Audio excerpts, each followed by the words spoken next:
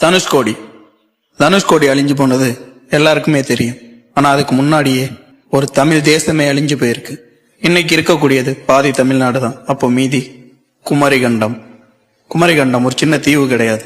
கன்னியாகுமரியோட தெற்க ஆரம்பிச்சு ஆஸ்திரேலியா மற்றும் அமெரிக்காவோட மடகாஸ்கர் வரைக்கும் பரவி இருந்த ஒரு மிகப்பெரிய நிலப்பரப்பு. முதல் மற்றும் இரண்டாம் தமிழ் சங்கங்கள் இங்கேதான் நடந்திருக்கு. பல்லாயிரம் வருஷத்து அறிவும் கலையும் இங்கதான் புதைஞ்சு கிடக்கு. குமரிகண்டம் இங்க ஃபரூலி அப்படின்னு சொல்லிட்டு ஒரு ஆறு ஓடுனதாகவும், இமயமலையை விட மிகப்பெரிய மலைகள் இருந்ததாகவும், அதோட பேர் குமரிமலைனும், அதையும் தாண்டி இங்க 48 நாடுகள் இருந்ததாகவும் சிலப்பதிகாரம் மற்றும் இறையானூர் அகப்பொருள் சொல்லுது.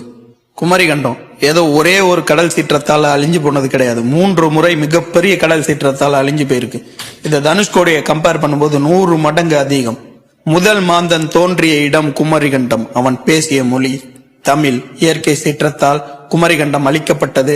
தமிழர்களின் வரலாறு மறைக்கப்பட்டது. இன்னைக்கு நிலைமைக்கு குமரிகண்டம் இருந்திருந்தா தமிழ்நாடு ஒரு தனி நாடு. இதை பத்தி என்ன நினைக்கிறீங்க? கமெண்ட் பண்ணுங்க. மறக்காம நம்ம சேனலை ஃபாலோ பண்ணிக்கங்க.